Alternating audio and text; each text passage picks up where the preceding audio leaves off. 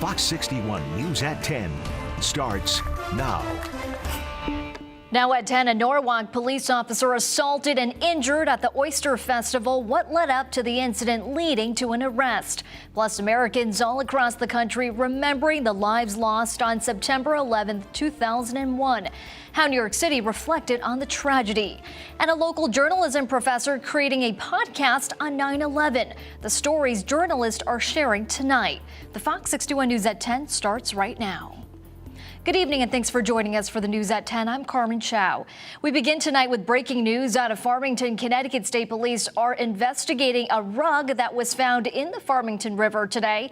Fox 61's Tony Black joins us live in Farmington with what we know so far. Tony?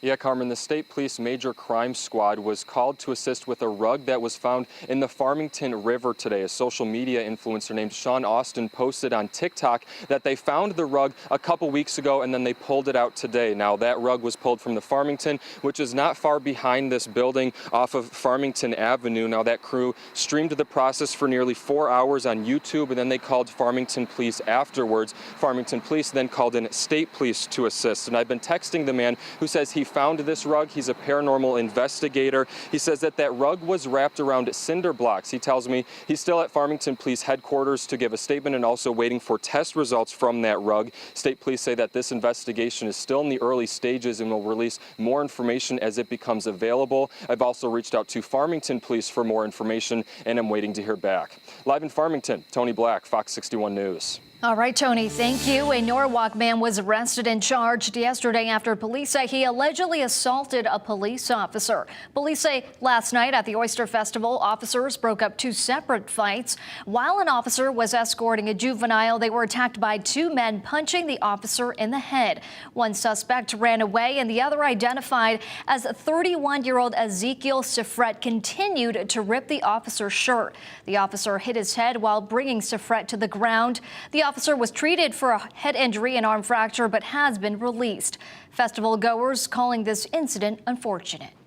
I just think it's unfortunate because they're just trying to protect people, and I think it's uncalled for.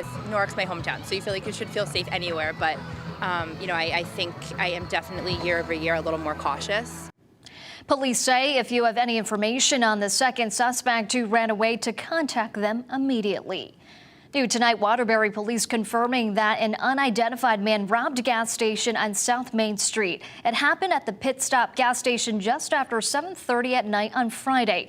Officials say a man entered the store and displayed a knife as items were stolen.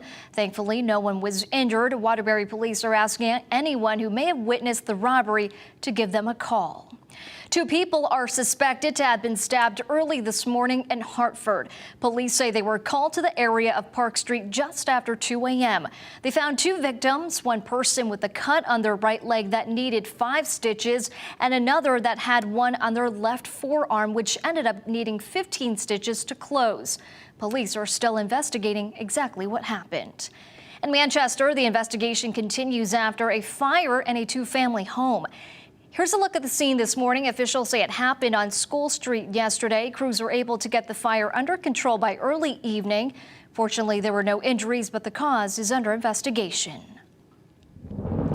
And turning now to the weather watch, today was a bit more humid with clouds and scattered showers, but will we expect more rain in the coming days? Here is meteorologist Ryan Breton joining us now. Hey, Ryan. Hey, Carmen. Hi, everybody. We do have a few more chances for showers in the next couple of days, but there still are some out there tonight. They've been crossing through the state from west to east. Right now, the steadiest of the rain mainly moving through New London County, especially around the Norwich area, where, of course, it was a week ago tomorrow. Places around here had flash flooding from 7 inches of rain. None of that out there tonight. These are just some lighter showers, maybe a very brief downpour. And up in the quiet corner, Putnam over to Thompson, we've got a little downpour there that will be crossing into Rhode Island fairly soon. Behind this, just a lot of clouds, maybe another isolated shower out there through the night.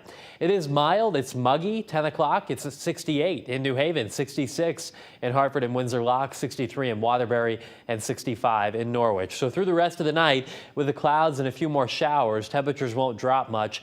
We'll stay in the 60s, and then tomorrow we'll start off likely dry in the morning. So I think at the bus stop, you should be dry first thing, and it should wind up being a mostly dry day tomorrow with temperatures that get back up to close to 80 degrees. Now, the next chance for rain really comes in on Tuesday. That will be with higher humidity. We'll have temperatures up near 80 and maybe a couple of rounds of showers and storms on Tuesday, including the morning. So we'll time that out and take a look at a big pattern change for later in this week, coming up in the full forecast just ahead.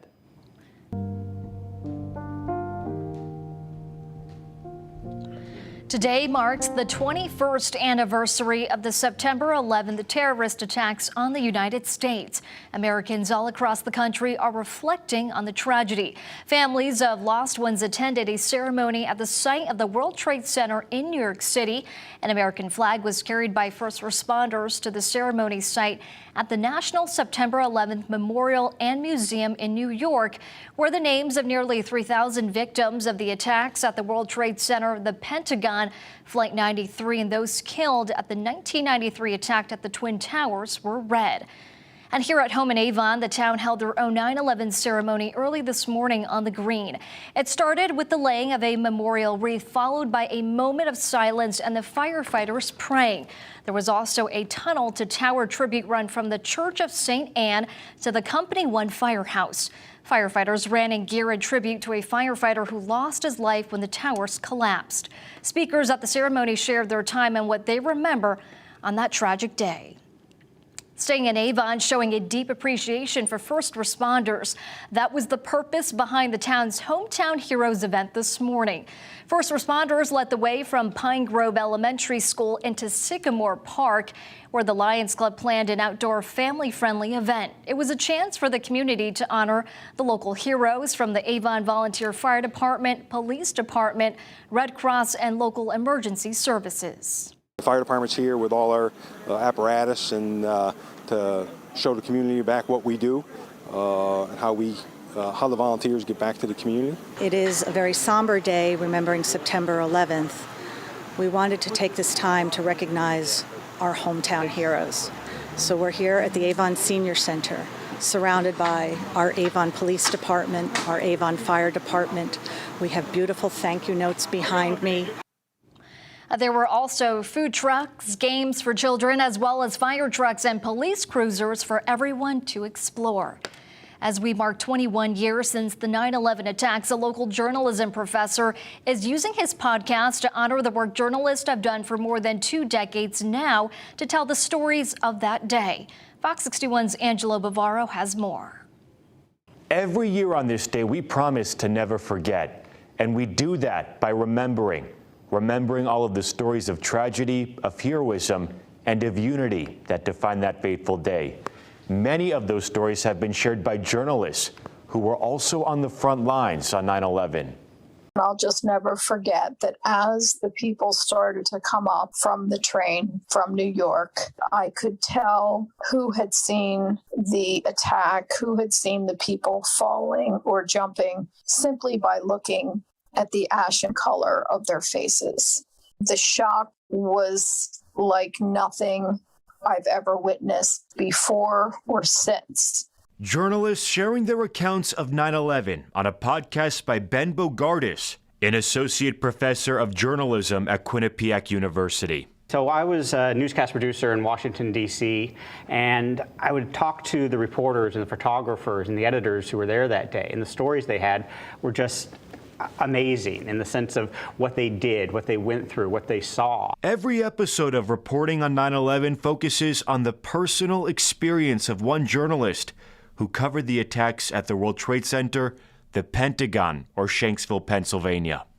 It was an honor to be there because it was so important and so critical to tell the story with dignity and respect and poise and calm, despite what maybe I was feeling. Those stories, 21 years old, now officially on the record to provide perspective for generations of listeners. The students I deal with at Quinnipiac many of them weren't alive. I mean, the oldest would probably be 22, so would probably be 1 year old when this happened more than 2 decades ago. So really showing them what happened that day from the people who were there and the journalists who were there covering it, I think is a great way as a teaching tool. Different stories of a tragic day, all united by common themes. Because everyone had a sense of duty, and that really shined through in all of the people I talked to. As they said that people were running away from these scenes and they were running in. They didn't give it a second thought.